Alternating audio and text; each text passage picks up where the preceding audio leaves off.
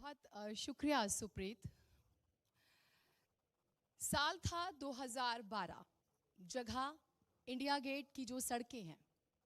दिल्ली में गैंगरेप हुआ था, वाटर कैनन का इस्तेमाल हुआ, आंसू गैस के गोले दागे गए थे, लाठी चार्ज हुआ था, सब कुछ तितर बितर हो गया। लेकिन एक आदमी वहां पर बैठा था जिसे मैंने अपनी इन्हीं आंखों से देखा था।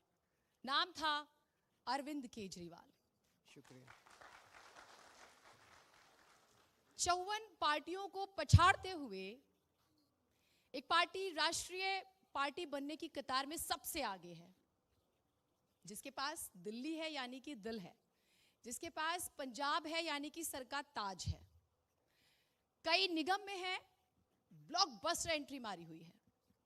नाम है अरविंद केजरीवाल। बहुत मुबारक हो सर आपका। बहुत बहुत शुक्रिया, थैंक यू सो मच।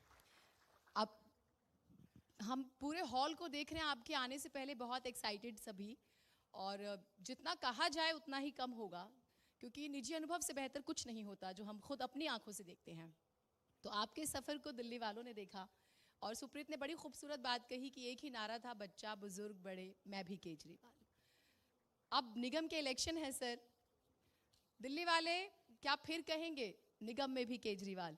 तो मैं ज़रूर जानना चाहूँगी कि आपका जो रोड मैप है जिस पर फिर से दिल्ली वाले भरोसा करें, वो क्या होगा सर निगम में? सबसे पहले तो दिल्ली में जब हम लोग घूमते हैं तो बहुत ज़्यादा गंदगी चारों तरफ दिखाई देती है, बहुत ज़्यादा, और बहुत तकलीफ़ होती है। दिल्ली की सड़कों को गंदा देखते हैं, गलियों को गंदा देखते हैं, कूड़ा नहीं उठता, नालियाँ नहीं साफ़ होती, कूड़े के पहाड़ बन गए हैं जगह जगह, बदबू आती है। दिल्ली देश की राजधानी है, बाहर से भी लोग आते हैं, उनको भी अच्छा नहीं लगता। पहली बात तो मैं जितने दर्शक हैं उनको क्लैरिफाई कर दूं, कई लोगों को गलत फहमी है। जैसे एक आदमी आया मेरे पास, कहता है सर आपने स्कूल इतने अच्छे कर दिए, आपने अस्पताल इतने अच्छे कर दिए, इतने अच्छे मोहल्ला क्लिनिक बना दिए, बिजली मुफ्त कर दी, बिजली 24 घंटे कर दी, ये सफाई भी क्यों नहीं कर देते आप?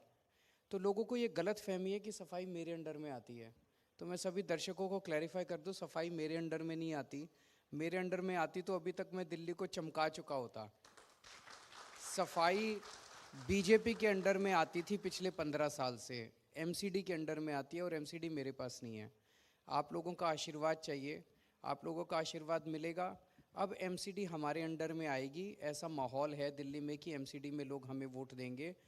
अब मैं यकीन दिलाता हूँ कि सबसे पहला काम करूँगा, दिल्ली को साफ़ करूँगा। दिल्ली की सड़कों को, गलियों को, कूड़ा उठेगा, नालियाँ साफ़ होंगी, हाइजीनिक होगा, साफ़ सुथरा होगा, दिल्ली चमकेगी, कूड़े के पहाड़ साफ़ करेंगे। दूसरी बड़ी चीज़ है कि दिल्ली नगर निगम में भ्रष्टाचार बहुत ज़्यादा है। एक तरह से अगर कोई बिल्डिंग बना रहा हो ना, हर लेंटर पे पैसे लेने पहुंच जाते हैं। उस भ्रष्टाचार को ख़त्म करना अपने को। व्यापारी खास तौर से इस भ्रष्टाचार के बहुत ज़्यादा शिकार है। कोई लाइसेंस लेना हो, कुछ लेना हो व्यापारियों को, उनको हर चीज़ के अंदर जब मर्जी किसी की भी दुकान सील कर देते हैं, जब मर्जी किसी के पास पैसे लेने पहुंच जाते हैं। ये सब बंद करेंगे, भ्रष्टाचार ख़त्म करेंगे। और दिल्ली के सारे व्यापारियों को मैं आज यकीन दिलाता हूँ, गारंटी देता हूँ कि नगर निगम के साथ आगे से आपका जितना वाक्या पड़ेगा उसको हम सिंप्लीफाई करेंगे, ऑनलाइन करेंगे। आपको नगर निगम जाने की ज़रूरत नहीं है, घर बैठे आपके सारे काम होंगे जैसे दिल्ली सरकार में होते हैं। इसके अलावा जितनी सड़कें और गलियां हैं इनकी नगर निगम की, जो छोटी सड़कें हैं वो सारी नगर निगम की है। घर आपके जितने घर के सामने की गली और सड़क है वो सारी नगर निगम की है, वो सारी टूटी पड़ी हैं, और उसको ठीक करेंगे। ये हमेशा पैसे का रोना रोते रहे कि पैसे नहीं है, पैसे नहीं है, पैसे नहीं है। अब देखना पैसे भी आएंगे, ईमानदार सरकार आएगी, पैसे भी आएंगे, बेईमानी बंद होगी, भ्रष्टाचार खत्म होगा। पहले हमारे से पहले जो कांग्रेस की सरकार थी वो भी रोती रहती थी पैसे नहीं है, पैसे नहीं है। अब तो पैसे की कमी नहीं होती हमारे सरकार में, दिल्ली सरकार में पैसे की कमी नहीं है। हमने सारा इतना पैसा बचा लिया भ्रष्टाचार रोक के।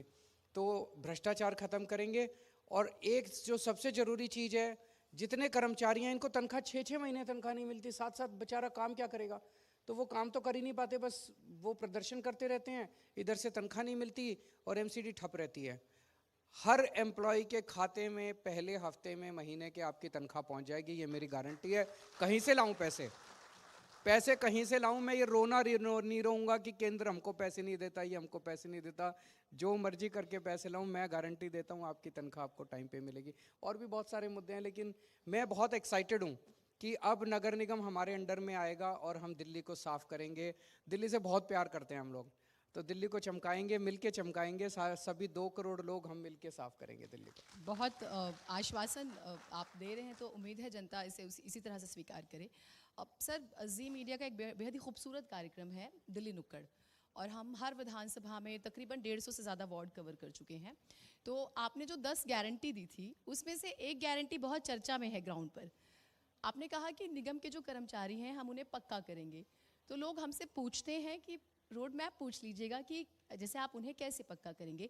आपने क्योंकि सैलरी का जिक्र किया, और ये जो गारंटी है आपकी ग्राउंड पर बहुत पसंद की जा रही है, यानी कि लोग इस बात को सुनना चाहते हैं आपकी ज़ुबानी कि क्या आपका रोड मैप होगा इसे लेकर। नियत चाहिए इसमें, तो एक साइन करने हैं बस, ज़्यादा कोई रोड मैप नहीं चाहिए। फाइल पे साइन करने हैं।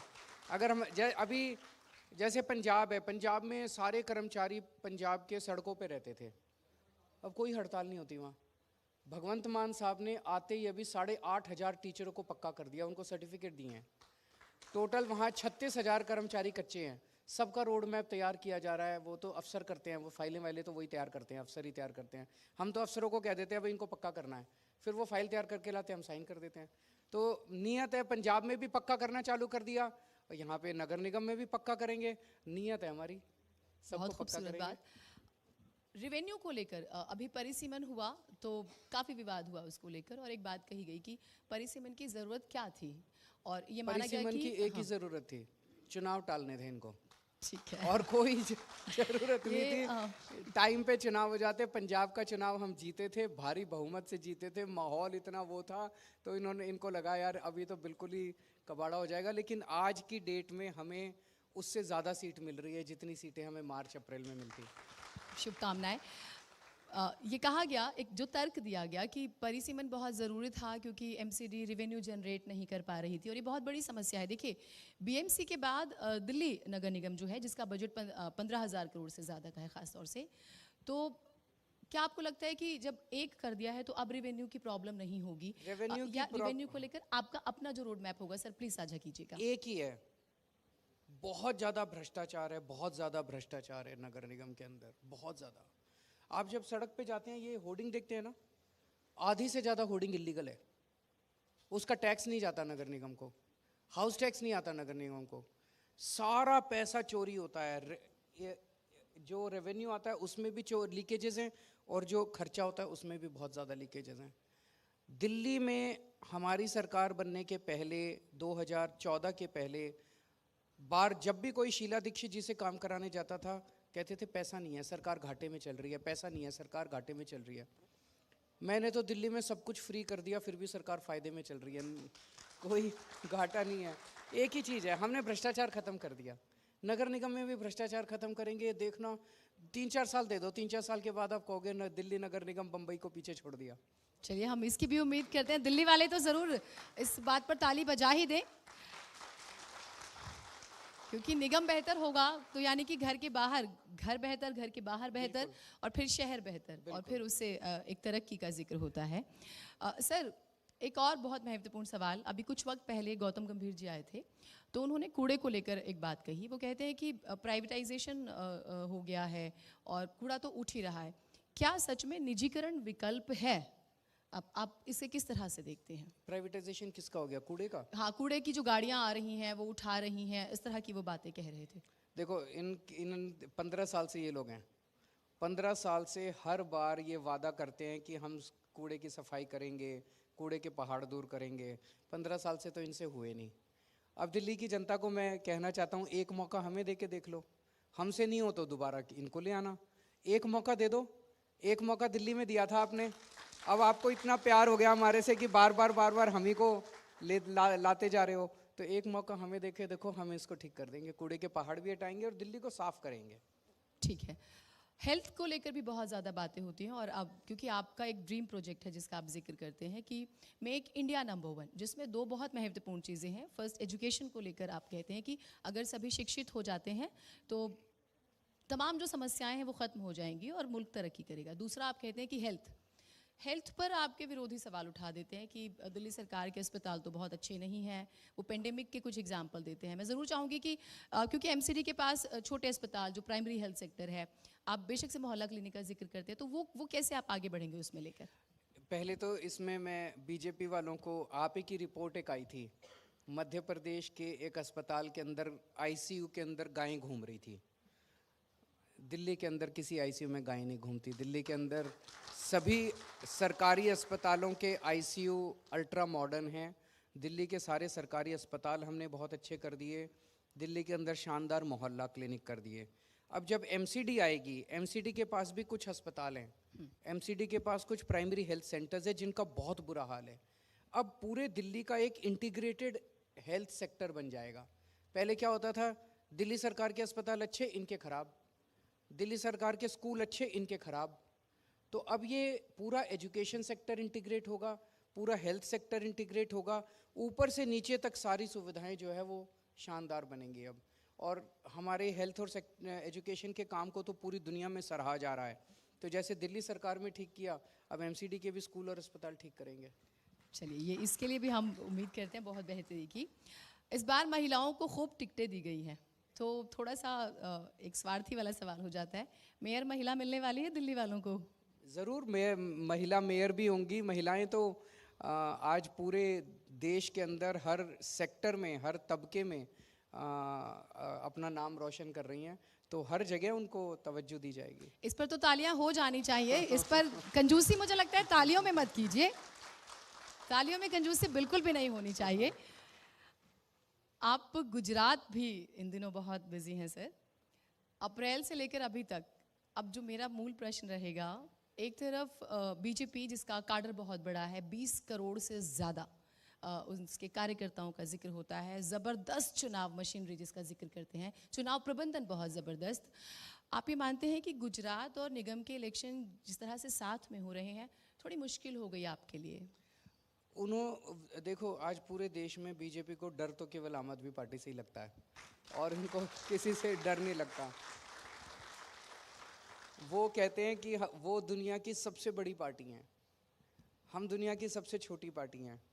तो दुनिया की सबसे बड़ी पार्टी को दुनिया की सबसे छोटी पार्टी से सबसे ज़्यादा डर लगता है। तो हमारे को रोकने के लिए और हमारे बाधा पहुंचाने के लिए इन्होंने दोनों चुनाव साथ कराए, ताकि हम दोनों जगह फंस जाएं। लेकिन ये जो इन्होंने चक्रव्यूह रचा है, जैसे महाभारत के टाइम में तो अभिमन्यु को चक्रव्यूह से बाहर निकलना नहीं आता था। जब वो अपनी माँ के पेट में था तो उसने चक्रव्यूह को वो तो करना सीख लिया था, लेकिन फिर उनको नींद आ गई, फिर वो चक्रव्यूह से बाहर निकलना नहीं सीख पाए। लेकिन मैं मॉडर्न ज़माने का अभिमन्यु हूँ, मेरे को बाहर निकलना भी आता है। हम एमसीडी भी जीतेंगे और हम गुजरात भी जीतेंगे। चलिए, इसके लिए भी हम शुभकामनाएं देते हैं आपको, क्योंकि यही लोकतंत्र की खूबसूरती है। आपके पास विकल्प होने चाहिए। एकाधिकार दरअसल माना जाता है कि शोषण भी लेकर आता है, इस बात का भी जिक्र होता है। सर, पंजाब जीतने के बाद और चंडीगढ़ में भी आपने निगम में बहुत अच्छा किया, आप ये मानते हैं कि वाकई आम आदमी पार्टी के जो बड़े नेता हैं उन्हें वो तमाम जो एजेंसीज हैं उनकी रडार पर आ गए, या उन्हें परेशान किया जा रहा है? क्योंकि ये चीज़ें माना जा रहा है, राजनीति के पंडित कहते हैं कि पंजाब के बाद ज़्यादा बढ़ गई है। अभी देखिए, नगर निगम का चुनाव है, गुजरात का नगर निगम में बीजेपी से जब पूछते हैं तुमने 15 साल में क्या किया, तो वो कहते हैं कि हमने पिछले 5 साल में केजरीवाल को खूब गालियां दी, हमने केजरीवाल के खिलाफ खूब फर्जी स्टिंग निकाले, हमने केजरीवाल के खिलाफ खूब फर्जी आरोप लगाए। ये 3 उन्होंने काम किए हैं पिछले 5 साल में। उनसे जब पूछते हैं कि अगले 5 साल में क्या करोगे, बोले और चुन चुन के गालियां देंगे केजरीवाल को, और गंदी गंदी गालियां देंगे केजरीवाल को। अभी तक तो महीने में एक स्टिंग निकालते थे, अब अगले 5 साल रोज एक फर्जी स्टिंग निकालेंगे केजरीवाल। ये अगले 5 साल काम करेंगे। हमसे कोई पूछता है तो हम कहते हैं कि दिल्ली में कूड़ा साफ करेंगे, दिल्ली को सुंदर बनाएंगे, एमसीडी के भी स्कूल अस्पताल ठीक करेंगे, व्यापारियों की ज़िंदगी अच्छी करेंगे।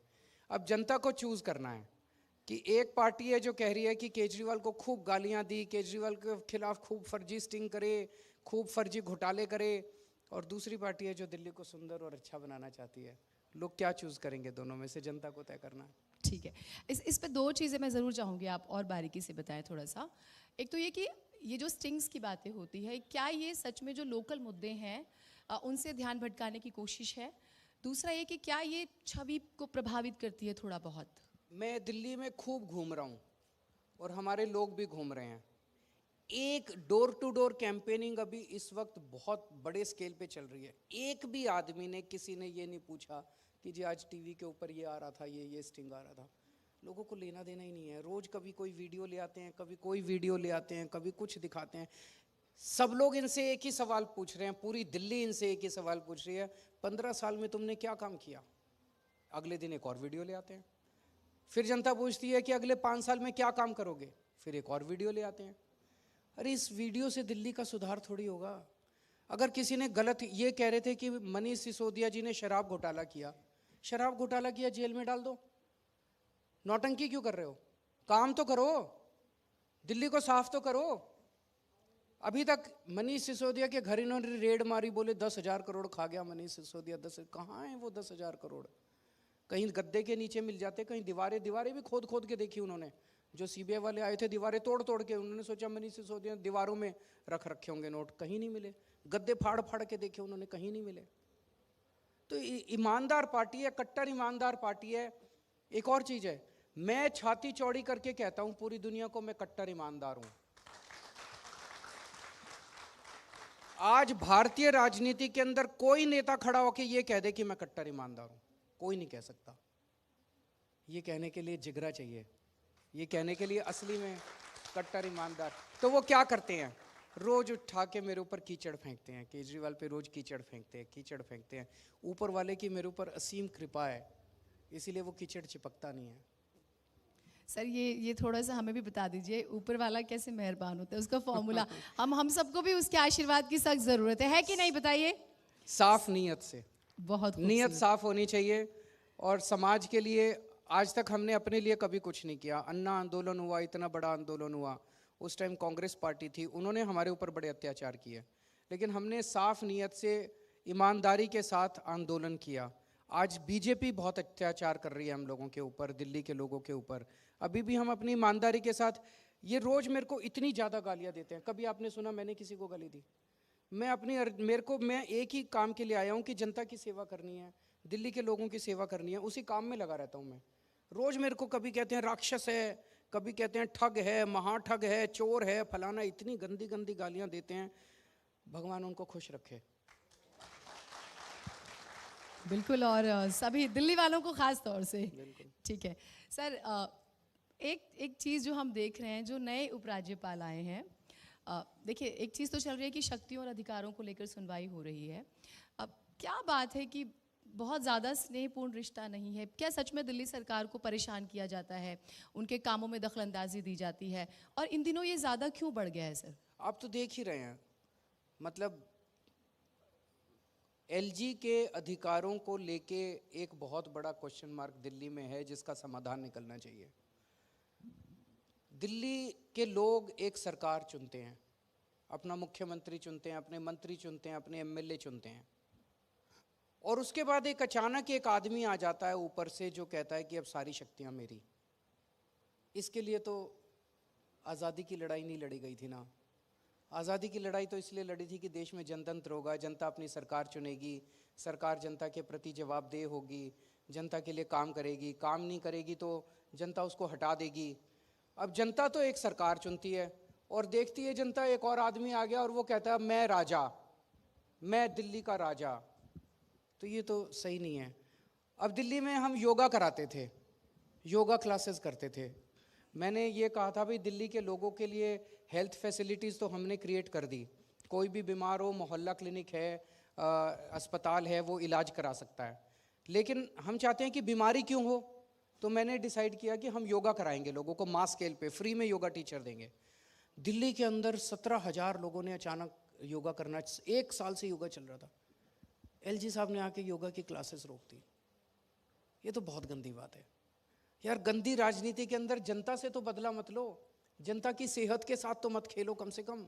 योगा क्लासेस कौन रोकता है यार? पाप चढ़ता है योगा क्लासेस रोकने से, किसी के सेहत के साथ खिलवाड़ करने से पाप चढ़ता है। ये तो मत करो, राजनीति को अलग रखो। इतने काम, अभी पोल्यूशन हुआ, 3 साल से हम एक कार्यक्रम कर रहे हैं कि रेड लाइट के ऊपर जब गाड़ी रुकती है तो हम गाड़ी ऑन छोड़ देते हैं, ध्यान नहीं देते, उससे धुआं निकलता रहता है। तो हमने एक कैंपेन किया था, 3 साल से चला रहे हैं, हर बार अक्टूबर नवंबर में चलाते हैं कि भाई रेड लाइट ऑन गाड़ी ऑफ, जैसे रेड लाइट ऑन हो गाड़ी ऑफ कर दो। इससे साइंटिफिक स्टडी है कि काफ़ी धुआं रुक जाता है। पूरी दिल्ली के अंदर चलाया जाए तो सब लोग अगर रेड लाइट पे गाड़ी बंद कर दें तो धुआं रुकता है काफ़ी। एलजी साहब ने वो कार्य बंद कर दिया। अब आप खुद सोचो, दिल्ली के लोगों का चुना हुआ मुख्यमंत्री अपने लोगों को योगा नहीं करा सकता तो जनतंत्र क्या हुआ? डेमोक्रेसी क्या हुई? एलजी साहब कहते हैं मैं राजा हूं। दिल्ली का चुना हुआ मुख्यमंत्री, दिल्ली के लोगों का चुना हुआ मुख्यमंत्री अगर अपने लोगों का पोल्यूशन कम नहीं कर सकता, फिर डेमोक्रेसी किस बात की है? चुनाव किस बात के हो रहे हैं? तो आप ये मानते हैं कि वाकई एलजी जैसे पद की जरूरत है दिल्ली में, या ये बिल्कुल गैर नहीं। मैं तो जरूरी है? कहता हूं एलजी भी खत्म होने चाहिए और इस देश से गवर्नर भी सारे खत्म होने चाहिए। ये गवर्नर की क्या जरूरत है? एलजी की क्या जरूरत है?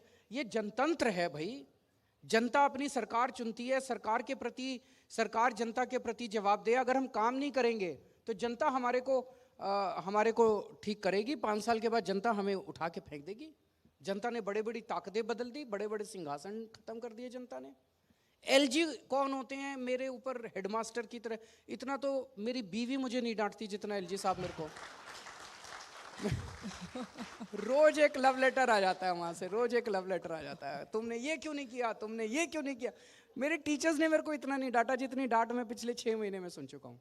पर शिकायतें तो वही होती है जहाँ प्यार अथाह होता है। प्रेम होता है सर। तो हम इसे इस तरह से भी देखेंगे। हाँ, इसीलिए मेरी बीवी परेशान है कि शायद प्रेम ज्यादा एलजी साहब। बहुत बहुत खूबसूरत बात। तो हम ये मान के चले कि इन तलखियों पे फुल स्टॉप लग जाएगा यदि दिल्ली को पूर्ण राज्य का दर्जा मिल जाता है और बिल्कुल। शक्तियां पूरी तरह से मिल जाती हैं। एंड सेम क्राइम की जब हम बात करते हैं सर, एनसीआरबी का डाटा डराता है। और मैंने 2012 का जिक्र किया, उस वक्त भी हम आप लोग गैंग रेप को लेकर जो माहौल था उसके लिए प्रोटेस्ट कर रहे थे। कुछ बदला देखते हैं आप? उल्टे स्थिति ज़्यादा खराब हुई है और पिछले कुछ सालों के अंदर क्राइम की स्थिति दिल्ली के अंदर काफ़ी खराब हुई है। मैं चाह के भी, जैसे मैंने कहा, मैं चाह के भी सफाई के बारे में कुछ नहीं कर पाता था क्योंकि एमसीडी मेरे पास नहीं थी। स्कूल मेरे पास थे, मैंने स्कूल ठीक कर दिए। अस्पताल मेरे पास थे, मैंने अस्पताल ठीक कर दिए। जो सड़कें मेरे पास थी मैंने सड़कें ठीक कर दी। पहले बिजली के पावर कट बहुत लगते थे, मैंने 24 घंटे बिजली कर दी। सफाई मेरे पास नहीं थी, अब सफाई आने वाली है। मुझे 1-2 साल का टाइम देना, देखो दिल्ली चमका देंगे। उसके बाद अब पुलिस हमारे पास नहीं है, क्राइम के ऊपर हम कुछ नहीं कर पाते। ठीक, एक बार फिर से मैं गुजरात का जिक्र करूंगी। यदि जनता आम आदमी पार्टी को मौका देती है गुजरात में, हमारी शुभकामनाएं हैं। तो ऐसा क्या है जो आप चाहेंगे कि आप सबसे पहले आए और वहां पर बदल दें? वहाँ पे कई सारे हमने प्रोमिसेस किए हैं। महंगाई और बेरोजगारी, ये 2 समस्याएं बहुत ज़्यादा हैं लोगों की। और स्कूल और अस्पताल ऐसे हैं जो लोग दिल्ली की तरफ देखते हैं। जहाँ भी हम जाते हैं लोग कहते हैं सर आपने दिल्ली में स्कूल बहुत अच्छे कर दिए, अस्पताल बहुत अच्छे कर दिए, यहाँ भी कर देना। तो सबसे पहले एक तो लोगों को महंगाई से थोड़ा छुटकारा दिलाने के लिए उनकी बिजली मुफ्त करेंगे जैसे दिल्ली में की है, और बेरोज़गारी दूर करने के लिए रोज़गार का इंतजाम करेंगे, और बच्चों के लिए कुछ सरकारी नौकरियां वहाँ बहुत बड़ा मुद्दा है। और अभी तक जितने सरकारी नौकरियों में एग्ज़ाम हुए सारे पेपर लीक हो जाते हैं वहाँ पे, सारे पेपर, 12 पेपर लीक हो गए अभी तक। पुलिस की भर्तियों के पेपर लीक हो गए, तलाटी के पेपर लीक हो गए, लोग बहुत रोष है। तो मैंने उनको प्रॉमिस किया अगले 1 साल के अंदर सारे पेपर करवा देंगे और कोई पेपर लीक नहीं होगा। चलिए, रोजगार तो वाकई बहुत बड़ा मुद्दा है जिस पर सच में बात होती है।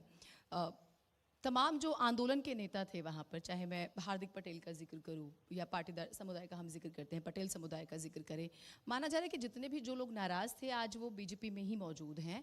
तो वो ये सवाल करते हैं आपके विरोधी कि हमारे पास तो आदिवासी नेता भी हैं, पाटीदार नेता भी हैं, पटेल समुदाय से भी हैं, आम आदमी पार्टी के पास क्या है? जनता हमारे पास है, उनके पास सारे नेता हैं। एक्चुअली आम आदमी पार्टी ने उस मायने में इस देश की राजनीति में एक बड़ा चेंज लाया है। अभी तक इस देश के अंदर टिकटें नेताओं को ही मिलती थी, नेताओं के बच्चों को मिलती थी, नेताओं की बीवियों को मिलती थी, नेताओं के चाचे भतीजे रिश्तेदारों को मिलती थी। जब हम दिल्ली का पहला चुनाव लड़े थे तो लोग कह रहे थे अरे ये तो इनके पास तो एक भी लीडर नहीं है, टिकटें किस किस को दे दी। हमारे यहाँ ऐसे ऐसे लोगों को टिकटें दी गई जो बड़े बड़े दिग्गजों के सामने, राखी बिड़ला वहाँ से लड़ी थी, वहाँ कौन थे उसके पहले मंत्री थे बहुत, राजकुमार चौहान फूड मिनिस्टर थे उसके पहले, और कभी हारे नहीं थे। राखी बिड़ला एक पत्रकारिता के इंस्टीट्यूट से पास करके आई थी, बस अभी पत्रकारिता शुरू भी नहीं की थी, वो लड़की लड़ी और उसने इतने बड़े मंत्री को हरा दिया। वंदना कुमारी शालीमार बाग से एक हाउसवाइफ थी, छोटी सी, पैसे भी नहीं थे, घर घर जाके चुनाव लड़ी थी डोर टू डोर करके, उसने एक बहुत बड़े 4-5 टाइम एमएलए को हरा दिया। पंजाब के अंदर 82 एमएलए हमारे ऐसे हैं जो पहली बार चुनाव लड़े हैं। जो आपको जान के ताज्जुब होगा, जिस लड़की ने नवजोत सिंह सिद्धू और मजीठिया साहब को हराया अमृतसर में, वो एक एनजीओ में काम करती थी। हमारे पास नेता नहीं है, हमारे पास देश की जनता है। जनता को हम टिकटें देते हैं, आम लड़के लड़कियों को, युवाओं को, उनको हम टिकटें देते हैं। हमारे कई सारे एमएलएज की तो अभी शादी भी नहीं हुई, उनके लिए मैच ढूंढ रहे हैं आज।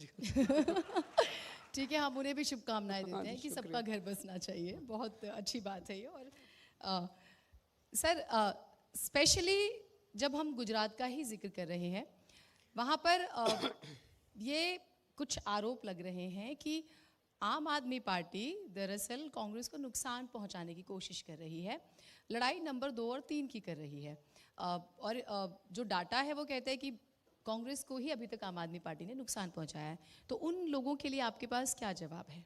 आम आदमी पार्टी की गुजरात में सरकार बन रही है, ये मैं बहुत जिम्मेदारी के साथ स्टेटमेंट दे रहा हूँ, डेटा को देख के दे रहा हूँ। और जितने लोग सर्वे वगैरह की बात कर रहे हैं वो समझ लें कि सारे सर्वे झूठे साबित होने वाले हैं। जो टीवी पे सर्वे आ रहे हैं वो सारे सर्वे झूठे साबित होने वाले हैं। आम आदमी पार्टी की सरकार बन रही है। ठीक है। ब्रांड मोदी और ब्रांड केजरीवाल, इन दिनों सबसे ज़्यादा इसी की बात हो रही है और निगम इलेक्शन में भी इसका बार बार जिक्र हो रहा है। तो मैं ज़रूर चाहूँगी कि अगर आप 5 ऐसे बड़े बिंदु बताना चाहें कि ब्रांड केजरीवाल क्या है, अगर आप हर घर में पहुंचाना चाहें, पूरे देश में पहुंचाना चाहें, तो इसे आप बहुत सरल शब्दों में किस तरह से रखेंगे? एक आम आदमी अपनी ज़िंदगी में क्या चाहता है? वो चाहता है कि मेरा एक घर हो, एक छत हो, खाने को खाना मिल जाए, मेरे बच्चों को अच्छी शिक्षा मिल जाए। एक रिक्शे वाला भी चाहता है, मजदूर भी चाहता है, अगर उसका बस चले कि एक टाइम का खाना कम खा लूँगा लेकिन बच्चे को अच्छी शिक्षा मिल जाए। बेशक। तो पहली चीज़ तो इस देश के एक एक बच्चे को मैं चाहता हूँ कि मेरे जीते जी इस देश के एक एक बच्चे को, जो इस देश में पैदा हो, चाहे कितना भी गरीब क्यों ना हो, उसे अच्छी से दुनिया की बेस्ट शिक्षा मैं अवेलेबल कराना चाहता हूँ। दूसरा, इस देश के अंदर कोई भी पैदा हो उसको अच्छे से अच्छा इलाज मिलना चाहिए, चाहे उसके पास पैसा हो या ना हो, चाहे वो कितना भी गरीब हो। शिक्षा पे और इलाज पे पैसा, इसका व्यवसायीकरण नहीं होना चाहिए, इसका कमर्शलाइजेशन नहीं होना चाहिए। तो ये हमने दिल्ली में करके दिखा दिया। हो सकता है, सबको अच्छी शिक्षा दी जा सकती है, फ्री में दी जा सकती है, सबको अच्छा इलाज दिया जा सकता है, फ्री में दिया जा सकता है। इसका मतलब ये नहीं कह रहा ज़बरदस्ती जो प्राइवेट में भेजना चाहे प्राइवेट में भेजें, लेकिन हम सरकारी शिक्षा को और सरकारी अस्पताल को इतना अच्छा कर देंगे कि प्राइवेट वाले भी अपना यहाँ आके इलाज कराएंगे। और यहाँ ये हमने मॉडल क्रिएट कर दिया।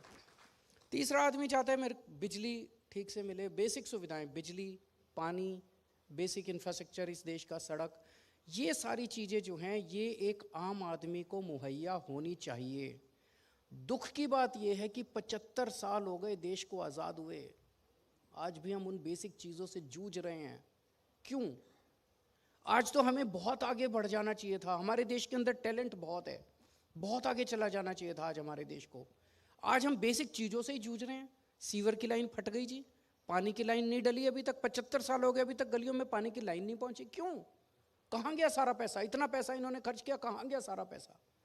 वो बेसिक चीज़ें तो अब हमें टाइम बाउंड तरीके से बेसिक चीज़ें हमारे लोगों को प्रोवाइड करें, और उसके बाद देश दिन दूनी रात चौगनी तरक्की करे। टेक्नोलॉजी के क्षेत्र में, साइंस के क्षेत्र में, रिसर्च के क्षेत्र में दुनिया का लीडर बन सकता है भारत, ऐसा मेरा मानना है।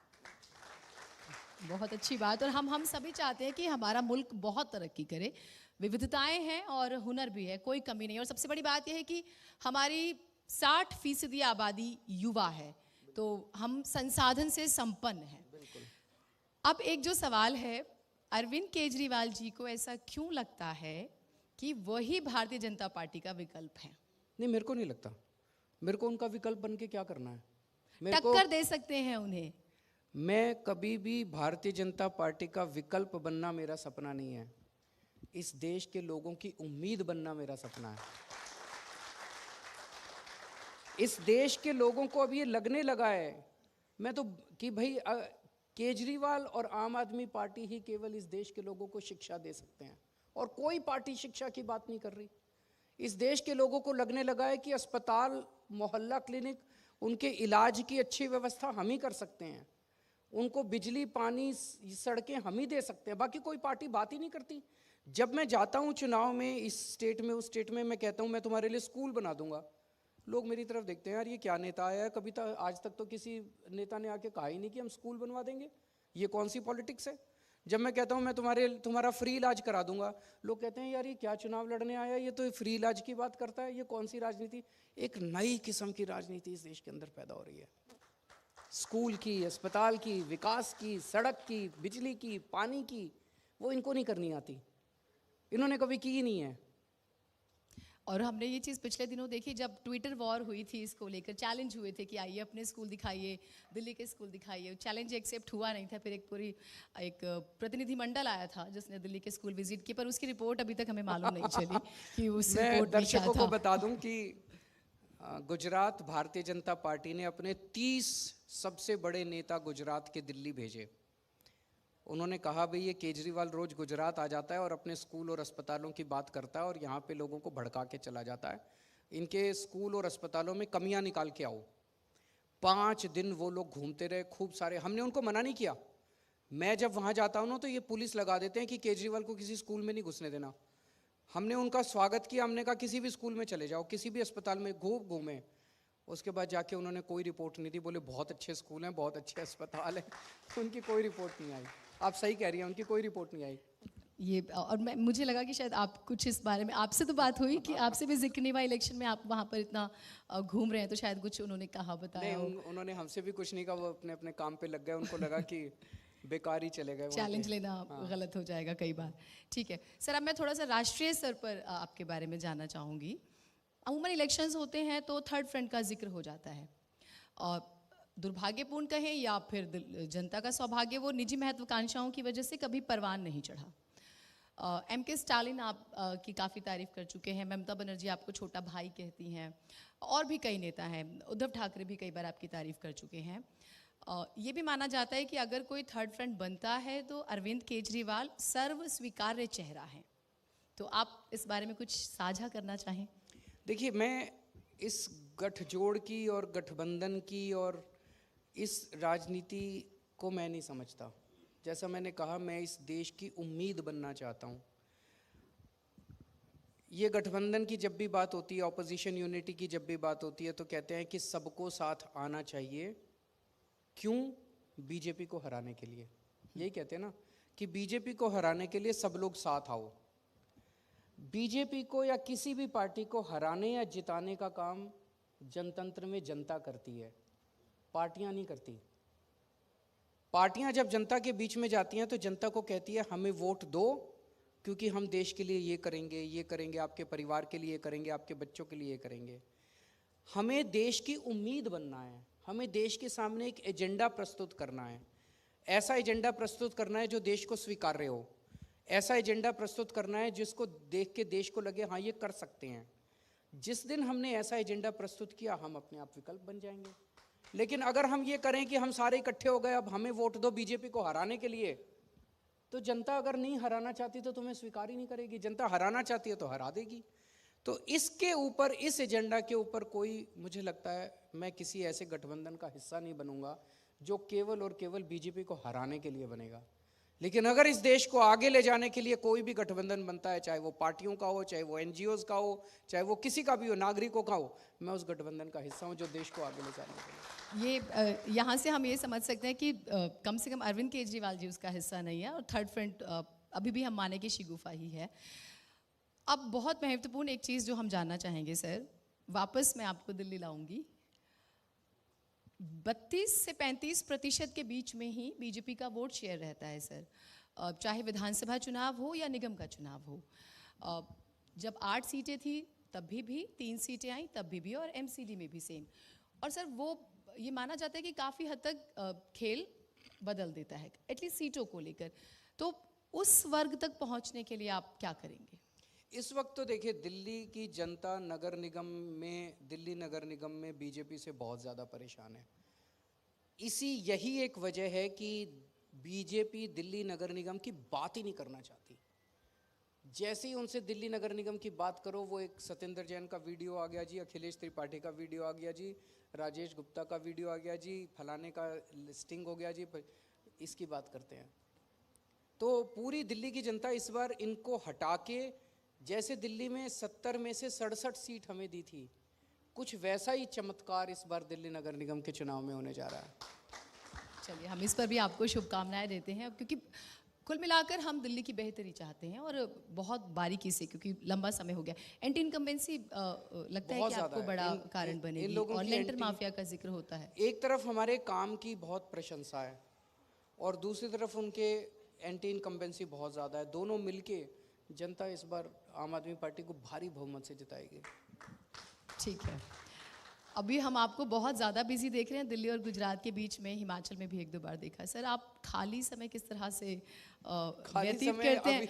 अब मैं इसलिए पूछना चाहती हूँ, कई बार हमने सुना देखा आपको कि आप मूवीज़ के बहुत शौकीन हैं। कुछ टिप्स हैं या कुछ सीक्रेट्स हैं तो प्लीज़ साझा बहुत कर दिन से दीजिए। देखने को नहीं मिली, अभी तो बहुत ज़्यादा बिजी। थोड़ा सा बीच में टाइम मिलता है तो मेडिटेशन कर लेता हूँ, विपश्यना मेडिटेशन करता हूँ मैं। तो जब भी थोड़ा बहुत टाइम मिलता है मेडिटेशन कर लेता हूँ, लेकिन आजकल तो कोई मूवी कई महीनों से नहीं देखी है। ठीक है, लेकिन ये सीक्रेट था जो हमारे सामने आ गया थोड़ा सा, इसलिए आप बहुत कूल एंड काम रहते हैं। Thank you. ये इसके लिए तो तालियां हो जानी चाहिए, बिकॉज बहुत ही ज़्यादा स्ट्रेसफुल ज़िंदगी में हम छोटी छोटी चीज़ों का तनाव लेते हैं और उसी में उलझे रहते हैं। तो जब आप मुख्यमंत्री हैं और आप लगातार राष्ट्रीय फलक पर चर्चा में रहते हैं तो तनाव बड़े स्तर का होता है। तो उसके लिए तो ये बहुत बड़ा सीक्रेट था, तो तालियां इसलिए बनती भी हैं। अब मैं फिर से एजुकेशन का ही जिक्र करूंगी, क्योंकि एजुकेशन आपकी लगभग हर रैली में या प्रेस कॉन्फ्रेंस में, हर मंच से आप उसका जिक्र करते हैं। अंतर्राष्ट्रीय स्तर पर आप कुछ मुल्कों का भी जिक्र करते हैं कि अगर फ्रांस में या इंग्लैंड में या जर्मनी में आप कहते हैं कि वहाँ बेटर हो सकता है। हमारे बच्चों को, अभी हमने रशिया और यूक्रेन का युद्ध देखा, और यूक्रेन में स्पेशली मेडिकल स्टडीज़ के लिए बच्चे जाते हैं, तो हमारे पास संसाधन है। तो मैं एक बड़े एक्सपेक्ट पे, एक बड़े कैनवस पर आपको आपके ज़रिए समझना चाहूँगी कि क्या हम और बेहतर कर सकते हैं एजुकेशन में। फिर मैं हेल्थ पर समझूंगी सर। मैं दिल्ली का तो हमने काफ़ी अच्छा कर दिया। दिल्ली सरकार के जो सरकारी स्कूल हैं उनको बहुत अच्छा कर दिया, उनके नतीजे बहुत अच्छे आने लगे। अब दिल्ली सरकार के जो सरकारी स्कूल हैं उनमें प्राइवेट से निकाल के बच्चे सरकारी स्कूलों में आ रहे हैं। जैसे मैं एक एग्जांपल देता हूँ, एक क्लास में मैं गया स्कूल में और मैंने पूछा, भाई आप में से कौन कौन बच्चे प्राइवेट स्कूल छोड़ के आए हैं? तो कई बच्चों ने हाथ उठाए। फिर मैंने एक बच्चे से पूछा, आप कौन सा स्कूल छोड़ के आए हैं? तो वो कहता है सेंट कोलंबस स्कूल में एडमिशन लेने के लिए आदमी मरता है दिल्ली में, और वो छोड़ के अगर सरकारी स्कूल में बच्चे आ रहे हैं तो ये बहुत बड़ी बात है। तो ये हो सकता है, हमने देश को उम्मीद दी है कि सरकारी स्कूल बहुत अच्छे हो सकते हैं, तो पूरे देश के भी हो सकते हैं। अब पूरे देश के सरकारी स्कूल 75 साल में नहीं हुए, अब हमारे पास टाइम नहीं है। अगर देश को आगे बढ़ाना है, 18 करोड़ बच्चे सरकारी स्कूलों में पढ़ते हैं देश में, 10.5 लाख सरकारी स्कूल हैं देश के अंदर। अभी केंद्र सरकार ने एक स्कीम निकाली है कि पूरे देश के अगले 5 साल में पूरे देश के 14,000 सरकारी स्कूल अच्छे करेंगे। अगर 5 साल में 14,000 सरकारी स्कूल अच्छे करेंगे तो 10.5 लाख स्कूल ठीक करने में तो 1,000 साल लग जाएंगे। मेरे पास खाका है, मैं 5 साल के अंदर पूरे देश के सरकारी स्कूल ठीक कर सकता हूँ। 18 करोड़ बच्चों की ज़िंदगी अच्छी हो सकती है, जिनकी ज़िंदगी आज बिल्कुल, सरकारी स्कूल क्या है, इस देश के कोने कोने में चले जाओ, छत नहीं है, पानी चू रहा है, नीचे बच्चे बैठे हैं, एक क्लास में 5-5 क्लासें चल रही हैं, टीचर नहीं है। इसको ठीक किया जा सकता है, इट इज़ पॉसिबल। उसी तरह से अस्पताल ठीक किए जा सकते हैं, पूरे देश के अंदर अस्पताल ठीक किए जा सकते हैं, उसका खाका है। मोहल्ला क्लिनिक की बहुत ज़्यादा तारीफ हुई। मैंने तमिलनाडु के सीएम के स्टालिन का जिक्र किया था, वो भी आए थे स्पेशली और उन्होंने इस बात का भी जिक्र किया। उसको लेकर आपकी आगे क्या प्लानिंग है? क्योंकि ये बात ठीक है कि लोग बीमार हों तो वो अस्पताल पहुंचे, लेकिन अस्पताल घर आ जाए इससे बेहतर कुछ नहीं हो सकता। तो वो मैं ज़रूर समझना चाहूँगी, एक बड़े स्तर पर आप आगे कितने मोहल्ला क्लिनिक खोलने वाले हैं, और जो दिल्ली गवर्नमेंट के पास अपने अस्पताल हैं वो और कितने बेहतर होने वाले हैं? तो जैसे दिल्ली है, दिल्ली में पहले क्या था, किसी को खांसी जुकाम भी हो गया तो वो बड़े अस्पताल में जाता था। दिल्ली देश की राजधानी है, तो दिल्ली में बड़े अस्पतालों की कमी नहीं थी। ऑल इंडिया मेडिकल भी यहीं है, सफदरजंग भी यहीं है, आरएमएल भी यहीं है, एलएनजेपी भी यहीं है, जीबी पंत भी हैं, जीटीबी भी यहीं है, सेंट्रल गवर्नमेंट के भी हैं, दिल्ली सरकार के बड़े अस्पताल बहुत थे, लेकिन छोटा कोई नहीं था। तो अगर खांसी जुकाम भी हो गया तो आप ऑल इंडिया मेडिकल भाग रहे हैं, अगर आपको बुखार हो गया तो आप एलएनजेपी भाग रहे हैं। उन अस्पतालों के अंदर इतनी भीड़ लगती थी। अब हमने गली गली मोहल्ले मोहल्ले में मोहल्ला क्लिनिक खोल दिए। 80 to 90% बीमारियों का इलाज, छोटी छोटी बीमारियां होती है, बड़ी बीमारियां तो कम ही लोगों को होती है, उनका इलाज अब मोहल्ला क्लिनिक में हो जाता है। मोहल्ला क्लिनिक में सारी दवाइयाँ फ्री, टेस्ट फ्री, इलाज फ्री, छोटी छोटी बीमारियों के लिए। अगर कोई बड़ी बीमारी हो तो वो फिर रेफ़र कर देते हैं ऊपर वाले हॉस्पिटल में। तो ये मॉडल बहुत अच्छा है, और ये डॉक्टर्स बहुत, आपको जान के ताज्जुब होगा, ग्रेटर कैलाश जो कि दिल्ली की सबसे पॉश कॉलोनी है, वहाँ पे हमने 2 मोहल्ला क्लिनिक बनाए, और वहाँ इतने अमीर लोग आते हैं इलाज कराने के लिए। एक दिन मैं वहाँ से गुजर रहा था तो मैंने गाड़ी रोक के वैसे ही घुस गया मैं क्लिनिक में देखने के लिए। इतने अमीर लोगों के परिवार के लोग वहाँ इलाज कराने आए हुए थे। इसका मतलब अच्छा इलाज होता है, और ये ओपीडी अब पूरे देश में हो सकता है। मेरे को तकलीफ इस बात की, दुख इस बात का होता है कि दिल्ली में मोहल्ला क्लिनिक पे अच्छा काम हुआ, अस्पतालों पे अच्छा काम हुआ, स्कूलों पे अच्छा काम हुआ। इसे पूरे देश में ले जाना चाहिए, क्यों नहीं ले जाना चाहिए? हमें एक दूसरे से सीखना चाहिए। ये लोग जरा सी छोटी छोटी छोटी छोटी मतलब गलतियां निकाल, एक दिन मैंने देखा वो परवेश वर्मा जी एक डेस्क के नीचे घुसे हुए थे, वहाँ पे बोले देखो यहाँ मिट्टी है क्या? मतलब ऐसे गलतियां निकालते हैं ये। सर, ये बड़ी बात है कि उस स्कूल में डेस्क था, क्योंकि वो भी दौर था जब टाटपट्टी पे बैठा करते थे तो सरकारी स्कूल। इस तरह से ये कमियां निकालते हैं। यार कोई अच्छा काम हो रहा है, अब सफाई है, सफाई हम कैसे करेंगे? कई जगह से सीख सकते हैं। इंदौर है, इंदौर ने बहुत अच्छा काम किया है सफाई में, हालांकि बीजेपी शासित है, लेकिन हर साल स्वच्छ भारत में नंबर 1 आता है। हमारी एमसीडी हमारे अंडर में आएगी, हम इंदौर से भी सीख के आएंगे। जो भी एक दूसरे से, पूरे देश में चाहे कोई पार्टी की सरकार अच्छा काम करे, सबको अपनाना चाहिए। लड़ाई क्यों करते हो यार? हर चीज पे लड़ाई करते हो, हर चीज पे गुंडागर्दी करते हो, गाली गलौज करते हो। मेरे छोटे छोटे से 2 सवाल हैं, क्योंकि आपका वक्त बहुत कीमती है। राहुल गांधी भारत जोड़ो यात्रा पर निकले हुए हैं सर, आप किस तरह से देखते हैं इस पर? उनको शुभकामनाएं, मैं उम्मीद करता हूं कि वो सफल हों। ठीक। और यहाँ पे जितने लोग बैठे हुए हैं, दिल्ली वाले देश के जो लोग हैं, उनके दिल का सवाल मैं पूछ लेती हूँ।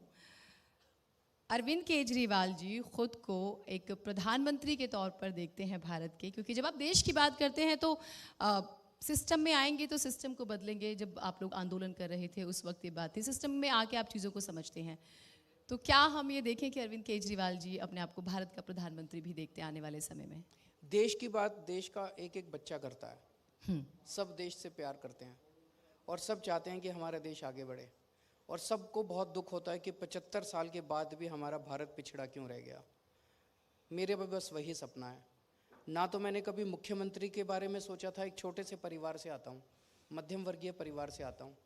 ना तो मैंने कभी ये सोचा था कि मैं मुख्यमंत्री बनूंगा, और ना मेरा कोई ये सपना है कि मैं ये वाली कुर्सी चाहिए, अब मेरे को ये चाहिए, अब मैं, वो सब नहीं है। देश के लिए जो करने की ज़रूरत होगी हम करेंगे। ठीक है। अब क्योंकि आजकल आप लिख कर देते हैं कि कितनी सीटें जीत रहे हैं, मैं चाहूँगी आप मुँह ज़बानी बता दें, सब रिकॉर्डिंग रखिएगा। सर आज मैं इतना ही बोल रहा हूँ कि गुजरात में आम आदमी पार्टी की सरकार बनने जा रही है, ये मैं बड़ी जिम्मेदारी के साथ बोल रहा हूँ। और ये निगम में, स्टेटमेंट एक हाँ, पॉलिटिकल स्टेटमेंट नहीं है, ये स्टेटमेंट मेरे डेटा और मेरे सर्वे के आधार पे है। बहुत शुभकामनाएं आपको। निगम में आप कितनी सीटें खुद को दे रहे हो और थोड़ा निगम सा में हिमाचल का 230 के करीब 250 में से 230 के करीब सीटें आम आदमी पार्टी की आएंगी। और हिमाचल? हिमाचल में अभी कहना मुश्किल है, हिमाचल के नतीजे आने दीजिए। ठीक है, फिर भी हमारी खूब सारी शुभकामनाएं Thank you, रहेंगी अरविंद thank you. केजरीवाल जी। आपने बहुत ही कीमती समय निकाला हमारे लिए और बड़ी मजेदार बात यह है कि हर सवाल का आपने जवाब दिया।